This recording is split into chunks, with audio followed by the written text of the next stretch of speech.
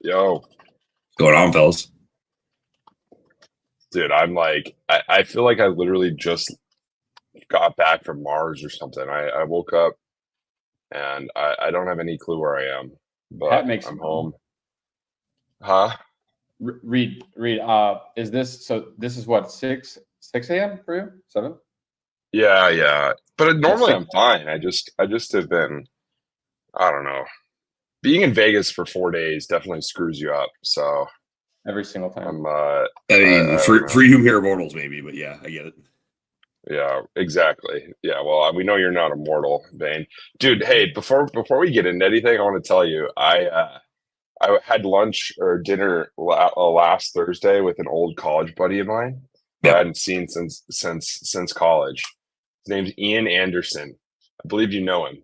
Shut the front door. Yeah, yeah.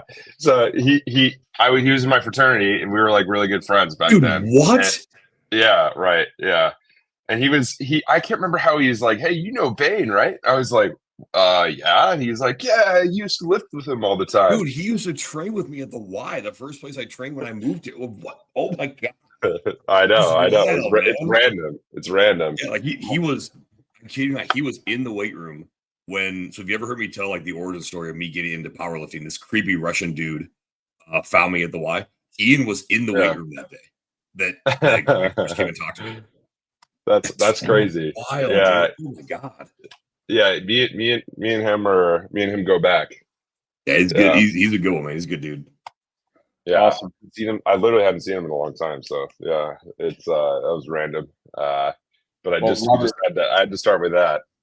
Robert, thank you for joining. Yeah, thanks. Thank you. Yeah, thank you for joining. That's a great start to the episode here.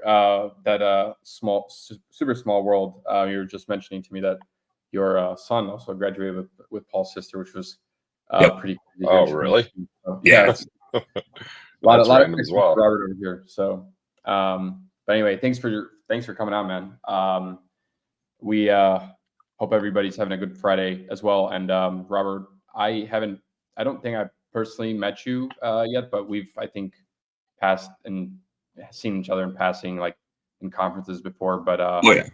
seems like read a lot, a lot better. So I might have a lot of questions for you, that maybe you've talked about or stuff like that. So hope you don't mind. But super interested in learning about the strongest man in logistics. I've been happy to share whatever you guys want. So let's have at it, man. Cool. What have you been up to these days? So I mean, from a professional perspective, I've been with GLCS since January. We're a tech advisory and consulting firm. I don't like to use the word consultant because it's kind of a bad word anymore. People don't like us. So, but yeah, we do a lot of advisory on carriers and brokers, tech stacks, whether that's their TMSs, their back office systems, maintenance, that kind of stuff. We do a lot of optimization, upgrades. We build integrations. We do managed IT as well as application management services. You guys, people have been around the space, especially the last couple 3 years, with how the market's gotten tight and things are a lot tougher. One of the first things to go typically is the IT group, because we can do more with less, right? So, as people begin to expand again, they need additional help. So we've developed a whole process for outsourced IT and managed IT where we're able to support the folks that are still left in those organizations. So we've got about 300 customers we service on a weekly basis, about 400 on a monthly basis. So that's super cool. It's really exciting, it's really fun. And then outside of that, I think everybody knows I powerlift. That's what I do, is kind of what I'm known for. Getting ready for another meet here in November, and enjoying this whole grandpa thing that started in January. So that's been pretty fun.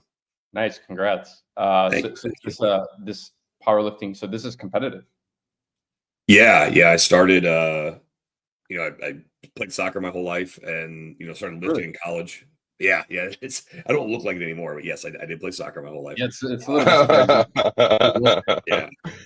And I was pretty good. Like, I played in high school, I played in college. Like, I have the context of playing against really, really elite players. So, like, I don't think I'm that good, but I played in arenas people couldn't get into. So I guess I was all right. So, when did you stop playing soccer? Yeah. When did I stop? Yeah. It was about 10, 11 years ago. I got hurt because I got bigger in college. I graduated high school. I was probably a buck 55 by the Did you time have a I natural inclination for lifting? Obviously, from a powerlifting standpoint, it helps to have shorter limbs, right? Like, yeah. do you have the proper proportions for like? Is that why it's just like a natural fit for you? You think? Part of it's that, yeah, definitely. There's some superior Yeah, genetics. I've had some friends that are biomechanic doctors, and they say if anyone's going to design someone to squat, it's me. yeah, You know, yeah, yeah. You have short really femurs, high short insert. femurs. Yeah, short Yeah, femurs, high inserts, long arms.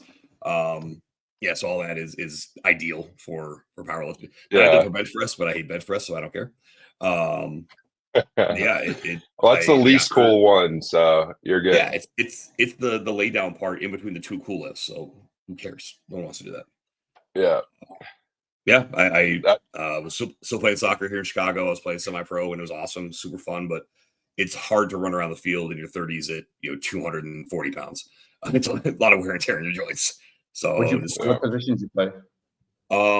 in high school and college, I was a striker and wing, and then when I moved out here, I moved back to defense. So there were a lot of younger guys that were way better as far as finishing goes, and I just became a absolute menace on the back line, and which was fun. I enjoyed it thoroughly. So still love watching, but yeah, playing my playing days are done. I've hung the boots up.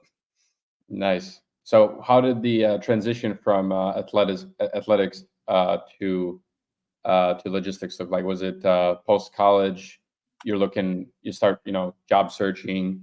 This opportunity in logistics fell into your lap, and then this as the story goes, once you get into logistics, you never get out. I mean, pretty much. Like I was working in restaurants and hospitality because I always enjoyed that. I like cooking for people. It's fun. I just didn't like never having my nights or my weekends to myself.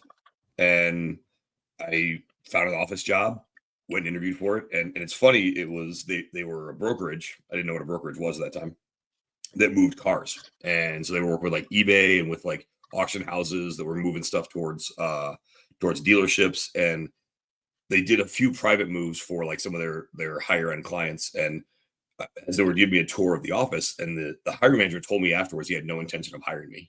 There's a whole story Mm. behind that. I won't get into, but as we were walking through the office, I overheard one of the girls talking to one of their customers, and they were trying to move an SLR McLaren Mercedes. And so, if you're not familiar, these were when they first came out. These were unbelievably expensive on the secondary Yeah. market, like 1.5, $2 million. And they already had a 750K sticker price. So, but they had a picture of a AMG 63 Mercedes on our screen with the stock photos and price and everything. And I'm like, hey, just make sure you get the right insurance for that car because that's not an SLR in that picture. Those are not the right specs. And we kind of argued back and forth, which is not what I would ever recommend in the interview process, but I didn't know any better. And turns out I was right. There was an issue with the shipment, our $175,000 damage claim. The carrier only had 150 insurance. So for all you brokers out there, if that ever happens to Nice. you, you're on the hook for that 25 grand. And so if they had, and basically the VP of ops said if we'd listened to this kid, we would have not had to spend this money. So fire her and hire him. And that's how I got logistics. Nice. Yep. Jeez, It's that's totally wild, but it has been a wild ride. It's been super fun. yeah. That's And so, what year was that? That was end of 2007. Okay. Yeah. Yeah, and have you always felt at home in this industry, or did you ever feel like screw this, I got to get out of here? I feel like everyone goes through that. I've definitely had a couple cycles of get me out of here. Yeah, But yeah, once about that 5-year mark, I was like, yeah, this is it. This is what I'm doing. And then about the 10-year mark was like, this is my career. This is where I will spend my time, my life. How have you seen? yeah, that's cool. What and when did you get? I think my internet's My internet like might be behind. Go. no, Dude, we're doing the same thing. We're all delayed. Who's actually delayed here? hold It's, on. it's, I don't it's the know. Spider-Man meme. Yeah. This is a Spider-Man meme. Hold on. Have either of you guys seen in the last like 1 to 2 days? I've seen it like on my laptop Wi-Fi. I've seen it on my phone, like T-Mobile 5G. I've seen like various different applications I've been using. Like for whatever reason, everything seemingly has been like super slow for me the last 2 days. I don't know if it's just me or if it's because of all the misinformation being put out right now by the liberal lizard media that's trying to keep us all down. I won't let that happen if I get elected in November. Maybe, but actually, I don't know if you guys heard this, but there was a I think this was just this morning. I don't know, Robert, if you use it, but Rita, I imagine you do. Is Slack had a huge leak for all of Disney's chat information. So all of Disney's unreleased projects, all of their, every single conversation, every single part of their conversation history from the beginning that they started using Slack was basically posted. I don't know where it was posted to, but it's basically been all there. Fantastic. So basically all we know is they're make all the billion sequels they have planned to make. That's really, I mean, because that's all they make anymore, right? So and live action remix. Yeah, nothing too creative, I'm sure. So hopefully they've got those real ones hidden somewhere. Yeah, that didn't exactly put me at ease because we use Slack as well too. So hopefully, obviously, they address that issue. But like, I don't know, cybersecurity just in general is pretty wild. Like using, like, especially in trucking. You know, I mean, sure, you guys have heard of it. Like a bunch of different companies being held ransom for. I don't know what the largest ransom ask was that I've heard of, but I think it was in the millions before. Was it called Expeditors? Expeditors had an issue like this, I think. They got a big facility over here by O'Hare as well, but do you guys know anybody? I do. I can't like say their name because they're clients, but yes. But know anybody who what? That's been held at held ransom. Like their entire company was basically like their machines, and they couldn't service clients. And no, I don't know anybody. We've had 3 or 4 clients that we've had to help through that. There's one that got to us too late. We were not able to help us. They ended up having to pay. It was like 12 or 13 Bitcoin to get their stuff back. Nice. That's how a lot of stuff's done, is through the Bitcoin versus like the money. That's a lot of Bitcoin. That's a lot of cash. That's $600,000 at least. Yeah. So it was big. But yeah, we've had a few clients that have been held ransom or been hacked, and we've been able to with our exceptional nerds get in and fix that. So cybersecurity is no joke, man. I've got a good friend of mine, another powerlifter, who that's what he does. He was in the military, and his whole job was finding people who don't want to be found. And so he can scour the web. He gets in the dark web. He's really messed up stuff. And he actually messaged me. He's like, "Hey, do you know anybody who uses like Medicare or Medicaid?" I'm like, "Well, my daughter's using it right now because she's a single mom and she's 18." And he's like, "Cool, what's her full name?" And I gave her full name. And he's like, "Yeah, all of her stuff's clear now. What's your granddaughter's name?" Gave my granddaughter's full name because she's also on it. He's like, "Yeah, all their information, their socials, everything was all in this leak that he found." Great. Yeah, it was like insane. And yeah, there's a good friend that Paul and I have that lives out in Poland, as well as Alex. Shout out Alex, but he does the penetration testing even actually for us as well. Now he's helping out a few logistics companies as well. But Robert, I was curious, like how do companies like deal with that? Like how long does this? I mean, this ransom thing can take a really long time, but like when you're in the middle of it, like how do you get yourself out of it? That's a good question. It starts with preparation. If you don't have a disaster plan, and those disaster plans are for a lot of different things. It's for because when people typically hear that, they think of, oh, there's like an earthquake or a hurricane, like in my office is not operable. No, like you need to have a disaster plan for when someone gets into your stuff, and how to manually run your business while you've got people like us or some of the other security firms that are specialized in this, while they come in and they try to work this out. So it starts with preparation. If you don't have that plan, then really it's going to be a lot of fumbling around in the dark. It's going to be, what can you get access to? What can't you? And then also realizing that you've been hacked or penetrated. That's a huge thing where a lot of folks don't realize until someone comes to them and goes, "Hey, like we've been trying to get a hold of you, and not about your car's warranty, but actually like to work with you." And so it really does come down to having a plan for that, and it's a big blind spot for a lot of organizations right now.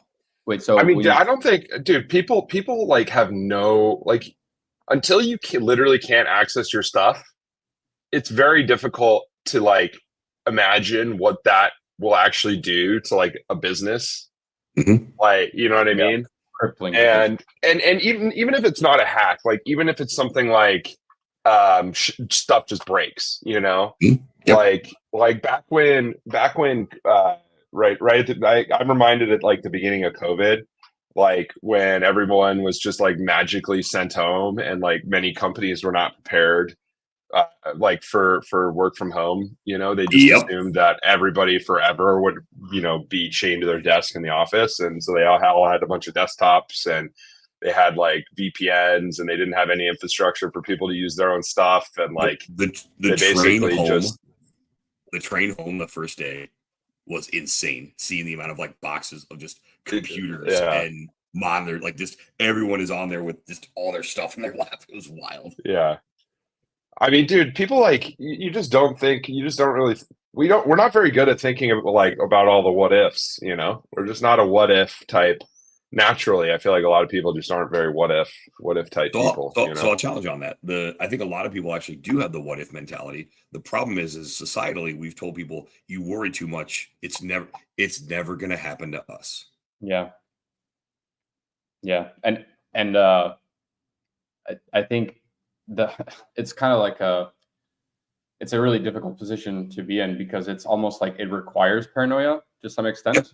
And there's this balance you got to have of like, how paranoid do you need to be? But only like, there's that saying, only the paranoid survive.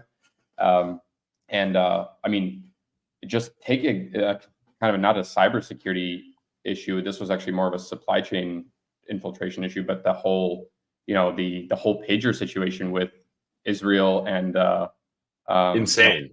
Insane. That is insane.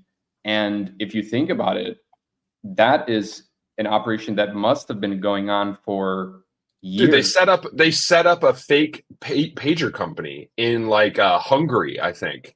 Yeah. Like basically a shell company that literally legitimately made pagers for years as like a front.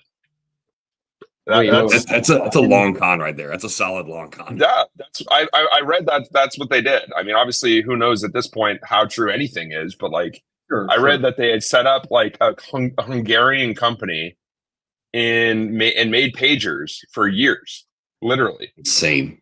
But then and then they sold them. They basically sold them to. They might have ended up being the only pager company in town. So when Hezbollah is like, "Yo, boys, we need pagers," like they were ranked highly on Google, like, baby.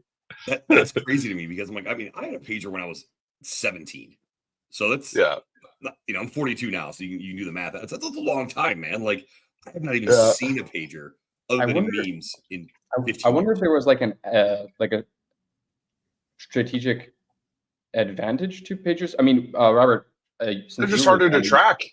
They're just harder to track.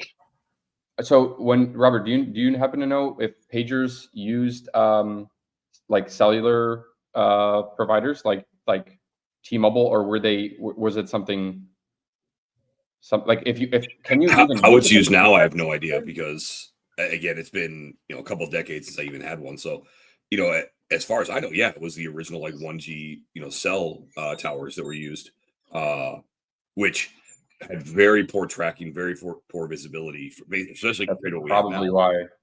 Yeah, so that's probably why they were using poor tracking, poor visibility. But anyway, like that is a supply chain, related issue, which I think is kind of relevant to just like talk about, which is like the fact that a lot of countries are dependent on supply chains, on maybe potentially foreign adversaries or whatever it is, and then not having full control and visibility into, I guess, the entire chain of custody and visibility into, like, who's making what, how Are you things. saying it might be an issue that like literally all our devices are made by our biggest geopolitical foreign adversary? Not saying. Is that are you maybe. saying that could be a problem? Not saying. I'm just saying. That man, crazy. Crazy. Yeah. It's so I know, like, one thing I remember seeing when I was in Poland was, and you don't hear about this a lot here, but in Poland, I noticed how much, and you can also see this on Polish TV too, but how much, like, Huawei is really, like, has a really big presence over there. And the moment that I learned that, like, you know, it just to some extent kind of made me feel a little bit uncomfortable. But like, Poland physically is very safe. Like, when you go there, it's probably the safest country in all of Europe. But then when you think about it, like, what their digital infrastructure is being powered by, I thought that I'm not sure if that might have been, like, one of the better decisions that they've had. But it was a little bit, yeah, it was a little bit frightening to me. It's just like, kind of like if we were in the United States and kind of like our cell towers and everything were powered by our biggest competitor, I guess you can say, which I guess you can say the chips, some of the chips might be being made overseas. So all that stuff's pretty concerning. But yeah, it's Guest star today. What's up, kid? that's your granddaughter, right? This is my granddaughter. Yes, this is Violet. Say hi. How old is she? She is almost 8 months. Nice. Yeah, she's Reed, you got two of your own now, huh? Pardon? Yeah. He has two of his own now. Yeah. Yep. Luckily, they're not awake yet, I don't think. No. I got about probably 15 minutes, and then they'll be banging on the door. So Nice. Yeah, I get it. Well, so it's a full house here, man. We got 4 kids and her and the dog and the 2 cats and me and the wife. So it's never dull here. Very cool. What hey, so Robert, talk to me about what kind of work you're up to these days. I was talking to Nate at the Trimble show for a bit. He was kind of telling me what all you guys do. It sounds like there's a decent amount going on. Like, what are you doing these days? Yeah, I mean, world domination for one, always the main focus. But Yeah. yes, we've been building out our brokerage offering for a while now, and that's one of the reasons I came on board, is because a lot of our clients were all asset based, and so still doing a lot of stuff on the tech side, doing a lot of our integrations work. We've been building out a carrier network assessment and de-risking project that we'll be rolling out here towards the end of the year, basically assessing our brokerage partners, their carrier networks, the carriers are using, how they vet them, the tools they use, especially just with all this theft, all the stuff we're talking about that's going on here lately with the fraud and everything. How can they mitigate the risk of all that? And that's going to be through carrier research. It's going to be through the right vetting and having the right partnerships. And really, and this is not a knock on any of the different capacity tools out there, but pulling away from the load boards, because those are just a minefield waiting to be stepped on, unfortunately. So, yeah. Yes, go feed. So that's one of the things I'm working on right now, as well as a couple other side projects. And then we're building out a couple of really cool things with GLCS, as well as Virago Marketing, freight movement. That's the hat, which is designed around building communities within the freight sector to very similar to Broker Carrier Summit and some of these other organizations that who you're working with, and it's no longer just another voice on the other side of the phone.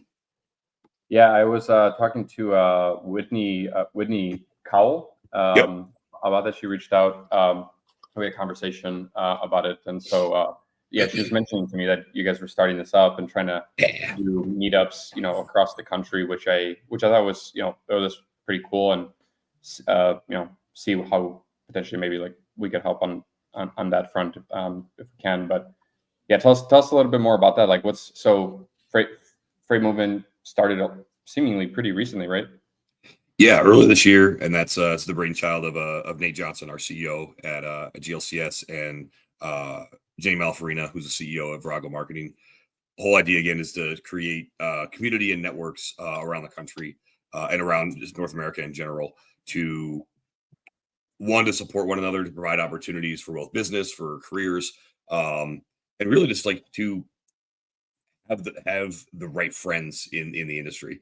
I think we all know there's a few of those people that like they seem to know everybody, and that's awesome. But we'd like to have more folks like that, and we'd love to be able to get together and meet up. It doesn't always have to be like happy hours. Like I know Whitney's been really big on putting together these like coffee hours, in the middle of the day, and she's done Chattanooga, Nashville. I think she's doing Atlanta and New Jersey as well. So putting stuff together like that, so it's kind of a unique forum for people to get together and network and combine resources and find solutions for either their clients or for themselves and look at different projects like that. And that's the idea is it will also feed into like the Broker Carrier Summit, as a more national platform to bring these folks together, keep the scumbags out, and allow folks to run their businesses safely. Yeah, that's chill. Yeah, our thing with the Broker Carrier Summit is no scumbags allowed, but degenerates. Yeah, you wouldn't be able to have a conference without degenerates. So I couldn't be there. Yeah, right. Well, that's cool. Yeah, I mean, meetups are very underrated.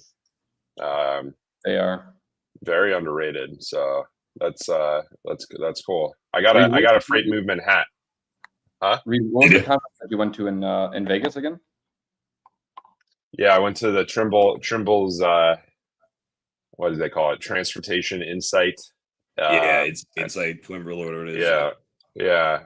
And then it was good. It was it's funny. I worked for Trimble briefly, and they had me moderate a recruiting and retention talk with Charlie Safro, and I screwed up big time because I did not make a joke about Trimble firing me during the retention talk, and that's just like such an obvious chance, but I dropped the ball, man. I dropped the ball, so it is what it is.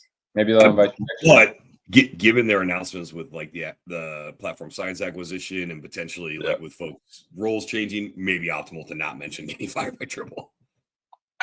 Well, whatever. It is what it is. Platform Science is who acquired Trimble, right? I don't think telematics division. Nobody has any idea. The verbiage they used on the stage was very vague. All I know is that Trimble now owns like 32% of Platform Science. Yep. So they probably just did like an equity swap or something like that. Exactly. So the telematics and ELD portion will be handled by Platform Science. Everything else in the Trimble ecosystem will still be under Trimble's umbrella. So, but again, Trimble also owns a third of Platform Science, so they will very much be integrated into the ecosystem over the next couple years. Platform Science had a pretty cool booth at the show. It was like a big truck, big trailer. It was like a 53-foot trailer that like had all these like little the side opens, doesn't it? Yeah, the side of it opens, and they've got all these TVs and speakers and stuff. It's pretty cool. Yeah, I think I've seen at least a couple iterations of that trailer. I know they've evolved it over the last couple of shows too. It's pretty sick. Yeah, it was definitely the best booth there. No doubt about that. Robert, what's your favorite conference to go to? Manifest all day. Yeah, I gotta say, it's a pretty good one. It's a pretty good one. I always have a great time there. From a general networking perspective, that would be for sure. That one is pretty good. So, I had this conversation with someone last night because they were asking about Manifest. They hadn't been. It's more like, hey, it's just a big party in Vegas. I'm like, you're not wrong. It is. It 100% is a big party in Vegas to start the year. And the way I kind of look at conference season is Manifest really kicks off the year for kind of the general freight public. You've got BGSA, which is right before that, is a couple weeks before, but that really is like the C-suite, the executives, very elite type of conference. On my bucket list to go someday, but that's not really for the general, freight folks. So with this, and you just have to look at Manifest in kind of a unique way. I feel like you're going to go to get educated. There's a ton of new tech that comes out, which is part of what it's designed for. The networking is incredible, and how they set up the networking. Yes, the party's great, but also you need to look at how all this new tech, because so many shippers don't attend, even though there are a lot of shippers there. You suddenly come in and you are now very much an advisor to your shippers based on what you see at a conference like Manifest, Modex, and some of these other ones. And so you get a leg up on a lot of your competition who doesn't attend, because you're seeing how the stuff works in real time. You can have the videos, you can have the collateral to say, hey, like, this is coming. So how's it going to impact your business? You look at like warehouse automation, or you look at, high level data analytics. All these things are things that you can see in Manifest. You see it in real time. And that to me is that education piece is crucial, where you may not get business directly from the function, but you're going to increase your business and your wallet share with your customers because of what you learn there.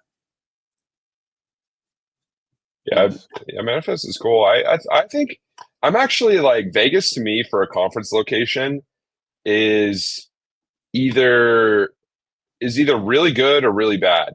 It's either really bad because like naturally folks will be spread out all over the place because there's so many things to do there.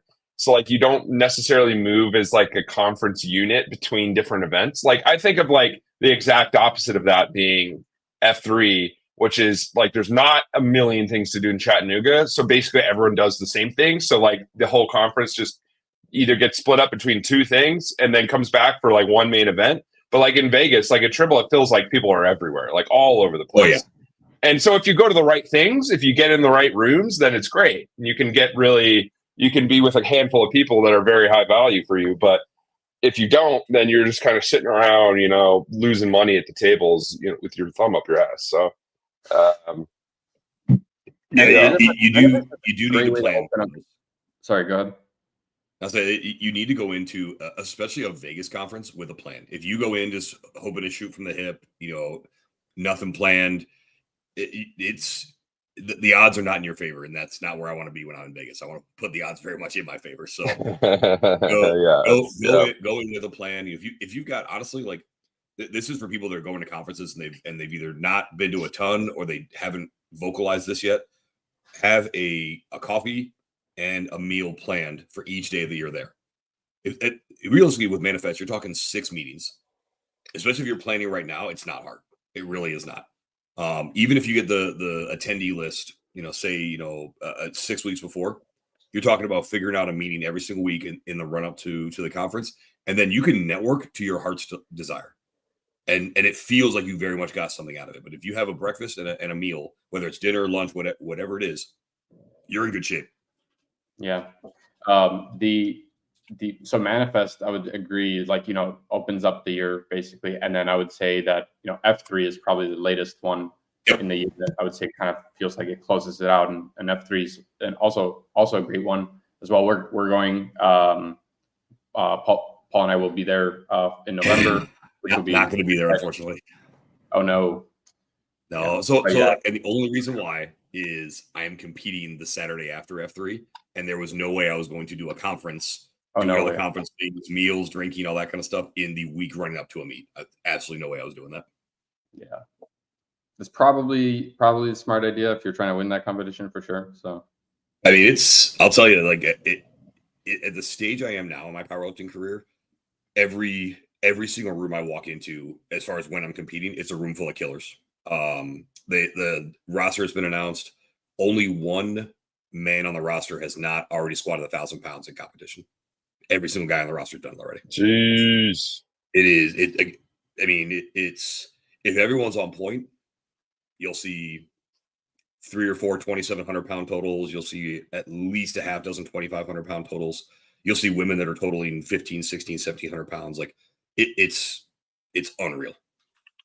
Damn. That's a decent amount. I Everybody, definitely can't do that. That's for sure. It's Not heavy. even close. Not even close. when did you receive the moniker "strongest man in logistics"? What's the story behind that? So this is it starts sad, but it gets really fun. So in 2020, speaking of the world shutting down, right? After a few weeks, we decided to rent a bunch of equipment to put in my garage because everything was shut down and there was no way that I was not going to train. I would lose my mind. So, I talked to my coach. We had gyms around the area that I rented equipment from. I was also able to support my friends, which was nice. And he gave me my programming, and it was pretty aggressive programming. During that time. One night we got stupid. We were deadlifting. I ruptured my distal tendon in my left arm, so I had to have surgery on that, which I'd never had to have surgery before because of an injury. And so that was a whole thing I had to kind of go through and process of like, I screwed myself up. Can I come back? You have a lot of doubts at that point. Like, will I be the same? And I was actually talking to Trey Griggs, and Trey's an awesome friend. He's been, a great friend for a long time. And as he's talking, he just said this like off the cuff. It wasn't meant to be like something that would really change like my brand or anything. But he's like, dude, you're the strongest guy I know. And like, you're probably the strongest man in logistics. Like, you got this, you're going to be fine. And I remember just sitting thinking about that. I'm like, he's probably not wrong. Like, I Yeah. probably am the strongest man in logistics. And so I kicked that around for almost a year and then just decided, screw it. I'm going to put it on LinkedIn and see what happens. And put it as my title on LinkedIn. And so it is, self-described. But then like the numbers support it. Like I've told people, like people ask like, hey, how, what makes you the strongest man in logistics? I'm like, you tell me any other person in our space that can squat 1,200 pounds, I will happily hand my title over. Or challenge them. Yeah, like come through. Like I will go anywhere. I will wear any equipment. I'll take or not take any supplements, whatever. That's an open challenge. That is an open challenge. You gotta, Are you not entertained? Are you not entertained? There you go. I don't know how nobody's rolled out the like some kind of whoa. I kind of like this. Here? I switched the format, but I kind of like this. We'll try this out. It accentuates the beard a lot better. I like that. We need like some kind of I feel like this needs to be played with a little more at the show. Maybe at the Broker Carrier Summit. You guys need to like do a truck pull or something, like some strongman event. You need to do something like that. I know we've talked about it. We tried to do it in Kansas City. The issue was the hotel wouldn't work with us on the insurance piece because like I'll sign whatever waiver. I don't care. Like if I get hurt, it's my fault. I know what I'm doing. The majority of people do not know what they're doing. And so like guarantee if I even say this, like you guys have never seen a monolift before. You have no idea what I'm talking about when I say a monolift. No one has any clue. So even if I bring one of those in, now all of a sudden people are like, oh, like what do I do? How do I work with this? It allows you to like stand up on the squat and you don't have to walk it back. Just the hooks come away because of the mechanism and it allows you to stay, more tight, more compact. So the challenge we wanted to have was whatever somebody, their max ever squat, they can do it right there. If I can't do it for 5, then they get to have my title for a day. Because like there is my best set of 5 with, any equipment on or just my belt is like 655. So somebody can do more than that and I can't do 5 of those. No problem. I'll give it up. We need to like scale it. We need to scale it a little bit. You need to. I mean, let's give some other people a chance, man. You're going to go to the grave with that title. Amen. You want to come take it from my cold dead hands? Is that so? If somebody beats you, that means you have to take it off your LinkedIn, right? If someone actually beats me, like if someone has a bigger total, like I will take it off my LinkedIn or put former strongest man logistics. LinkedIn should put like a special badge for that, like that is only applicable. Can I endorse you for that somehow? I mean, I'm sure there's a way to. Like, I think like. Look, I'll endorse you for that if you endorse me for my final mile experience at Jimmy John's back in the day. Perfect, freaky fast. Yeah, right. Let me see if I can endorse you for this. That'd actually be hilarious if you can. I think you can endorse somebody for literally anything. That's what I think too. I just don't know how to do it. You have to put the list first yourself, and then people can endorse you. Oh wait, I just endorsed you for negotiation. You You might ain't good have at that too. to. You might have to add that skill to your list here. I'm just gonna endorse you for everything here. All right, let me see what I can Uh, find here. I'm endorsing you. I'm endorsing the hell out of you right now. Let's see here. Not a lot of people endorse, man. I don't. Why don't why don't more people endorse? That's a great Um, question. I don't know why. People don't endorse anymore, man. People we used to be a country where people would toss each other an endorsement, and no longer, no longer. All right, it is an added skill now. All right, great. Let me I get can't you believe hooked up that's here. actually a thing. That's hilarious. You just do whatever you want, bro. I Strongest man in truly do. logistics. I'm endorsing you. There we I go. do what I want. Let's go. It's official now. If it wasn't before, it is now. It is Okay. now. It There we is go. now. What Awesome.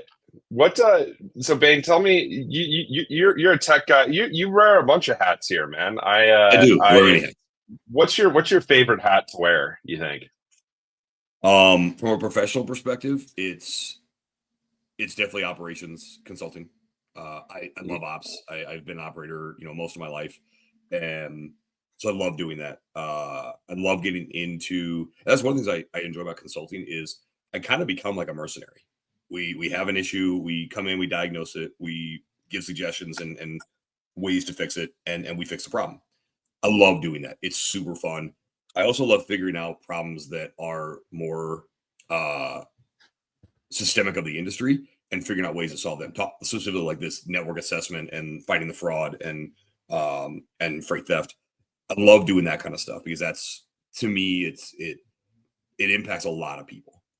So that on the professional side is definitely what I love. And then I love doing stuff like this, whether it's large format podcasts like Word on the Street, whether it's interviews on I've been on the SM or XM radio stuff. Like I love doing this type of stuff and talking logistics and freight because like this has been my life for almost 20 years. So I thoroughly enjoy, having become a talking head for the industry. I think it's dope. Um, Hmm. by far the best hat I wear though is grandpa. Always and forever. Yeah. Well, I didn't want to tee you up for that one, man. That one's too Nah, easy. Papa Bain is the best title ever. Like there's nothing better than that. And how many kids do you have? We have four. Okay, cool. Yeah. Yep. Yeah, Yep. that's They're a good older. number. Yeah, it's been fun, man. Like they're all older. Our oldest actually turns 21 on Sunday. That's when we graduated with Paul's sister. So that's a whole different like thing too It's now. kind It's of like, cool though. It's kind of cool to have like to be younger because how old are you? I'm 42. Yeah, so dude, you're a grandpa already. That's you got a lot of life left in you. I A do. lot of I time for you do. to be, a lot of time for you to maintain the moniker of strongest man in logistics, and a lot of time for you to have a lot of grandkids. So that's pretty cool, and probably great. But I hope the rest of the kids pull the brakes on that. They realize how difficult this is with my daughter and our daughter's a lot younger. It isn't that hard, man. Come on. As the financier of this whole operation, or the main Yeah, financier, yeah, I would say yeah. I feel you. there's some challenges I prefer not to have, but no, it's super cool, man. Being a dad's great, and it's fun too because the kids get to watch all this stuff. Like they've been watching me doing this for like I said, almost 20 years, and I laugh sometimes because my wife is watching it from afar too. It's like she would be with very minimal training would be dangerous on a brokerage floor because she's been around with all this for so long, and once she'll be able to connect the dots, like she would be it'd Would be really you fun. would you encourage your kids or grandkids to get into the freight world? It's funny you asked that because I've had this conversation with my younger three children. Because they've seen the options that logistics and transportation has provided our family. And, I've achieved a degree of success and I'm very thankful for that. I'm very humbled by it because I'm just some guy. And so I told them like there is an opportunity there. We joke about it that like we're the rejects of every other industry, but like it is hard work. Yeah. And but if you figure out some of the stuff and don't rely on our last name, you can make an awesome career. Like it really is cool. So I've never dissuaded them from it. I've just told them like it's going to be hard and it's going to get harder because with the advent of technology and the additional complexity of worldwide supply chains, like it is going to be harder to understand the movement of freight now than it was 20 years ago. It just inherently is. So their learning curve is going to be steeper. But if they're willing to do the work, like I encourage it, go do it, because this industry can take you anywhere. And even with all this new technology, you still can't email a pallet. You can't. What exactly do you mean by that? By the way, exactly what do you mean? So pull it back for a second. I watched my dad have an incredibly successful career in telecom for a long time, but he was not able to keep up as that technology exponentially grew. And so he got weeded out. And so watching this man who I do look up to, and I admire my father a lot, and watching him having to change careers at 46, like that was hard. And then watching him have to do it again in his late 50s, like that was really tough for me. And watching my mom struggle for a little bit, like I did not want that for my children. I didn't want that for me. I wanted an industry that was very sustainable.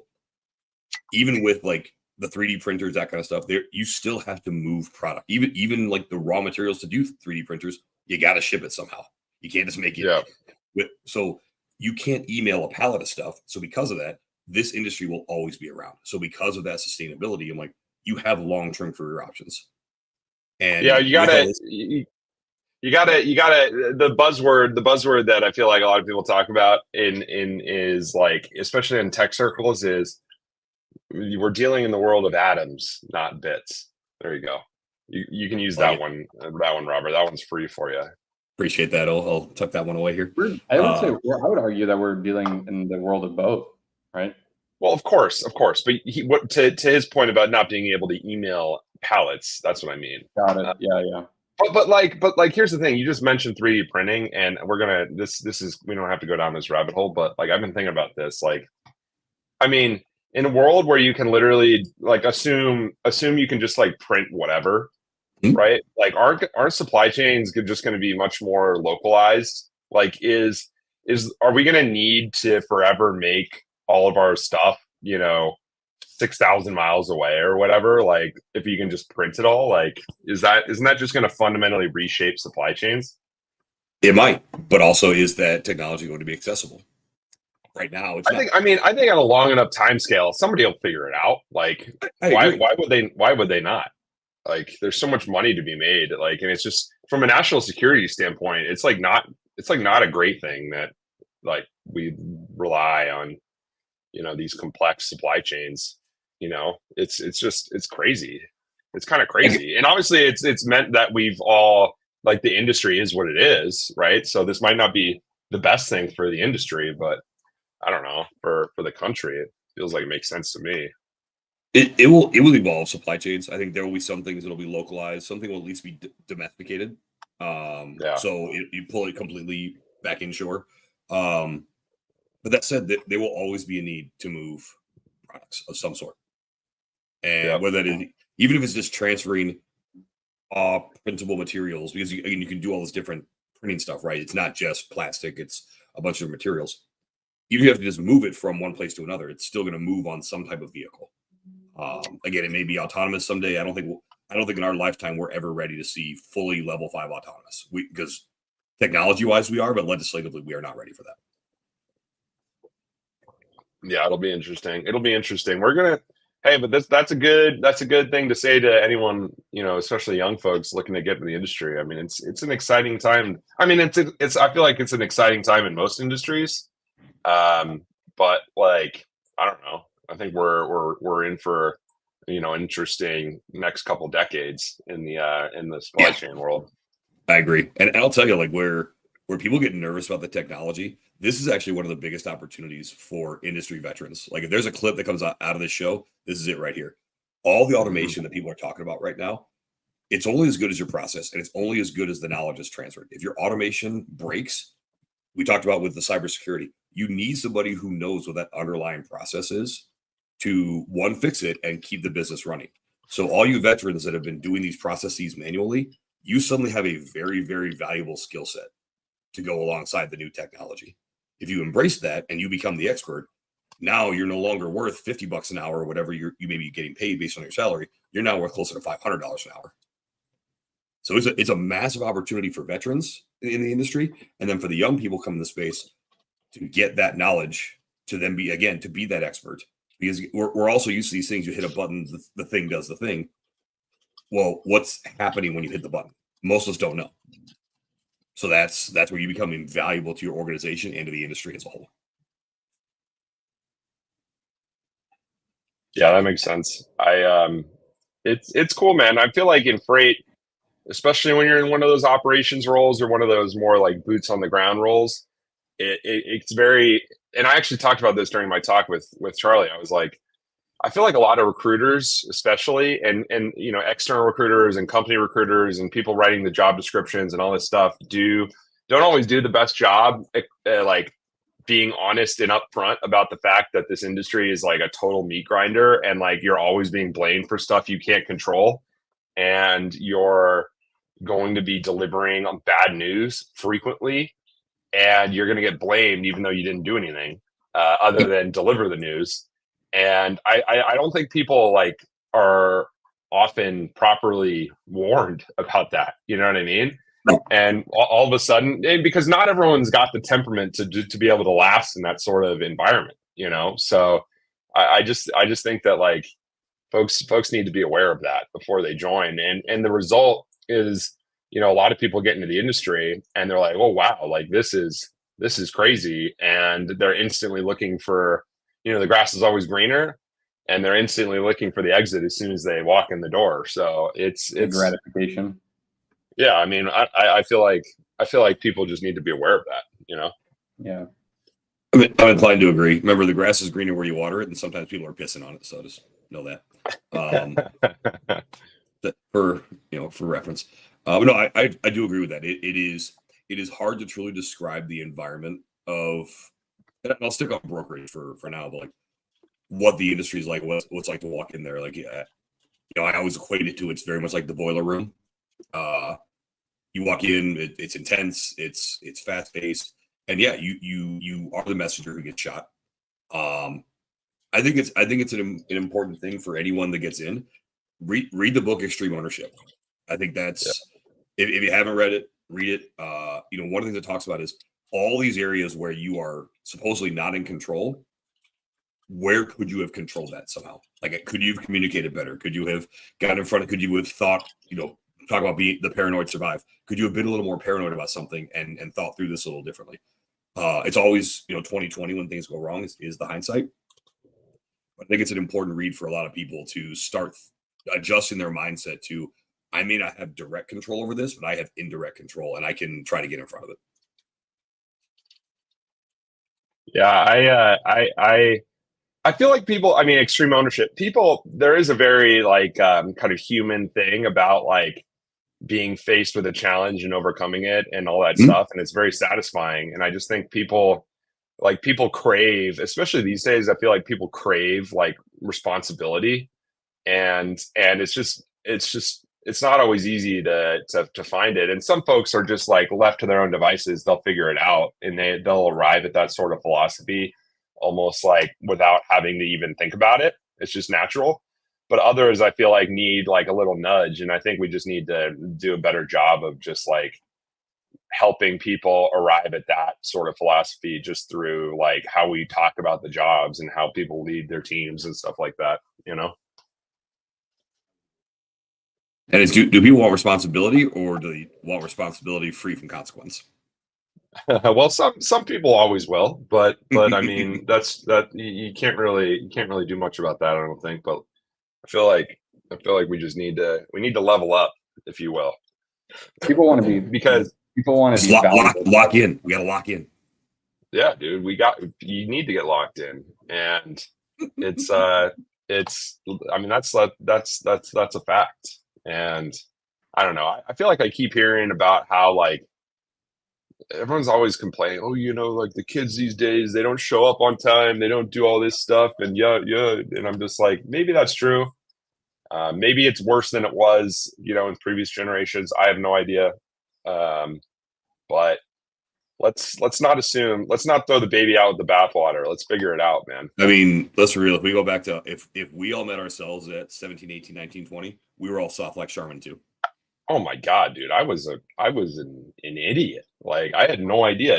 I mean, when you're that age, you think you know everything, but you literally know nothing. So yeah, it's And yeah. So, and maybe that's by design. Maybe humans are the way they are for a good reason. I have no idea. Part of it is we but haven't even fully, especially males, we haven't even fully developed yet. We like our frontal cortex doesn't fully develop till we're 25, so we're literally still in development at that time. What's all right, Bain. So when am I going to see you next? Am I going to see you? I'm going to be at the Broker Carrier Summit. Yep, Where? I'll be at What's your Broker Carrier schedule Summit. coming up looking like? Yeah, so I am home quite a bit, which I'm very excited about. Because again, family and prepping for this meet. This meet's pretty important. So, Broker Carrier Summit, I'll be there. There's a small chance I make it for the first day of F3, only because we're doing a free movement thing that we'll be announcing here fairly soon. It's in conjunction with a lot of other folks down in Chattanooga. So there's a small chance I will be there. And there's a good chance I'll at least make an appearance at JOC next week downtown in Chicago, since it's local. I'll probably do some of the after hours stuff down there. But past that, you probably, unless you're at a powerlifting meet, you probably won't see me the rest of the year. Nice. Awesome, Robert. Well, cool. All right, sick. It's great seeing you. Great Yeah, great hearing about your story a little bit too. But thanks for coming on, man. It's a pleasure to have you. Hopefully we'll bump into each other in a conference as well. But we're also in Chicago too, so maybe we'll catch up here as well. So, all right, everybody. Thanks again for tuning in. We'll see you next week, and have a great rest of the Friday and as well as the weekend. See you guys. Yeah. Yeah.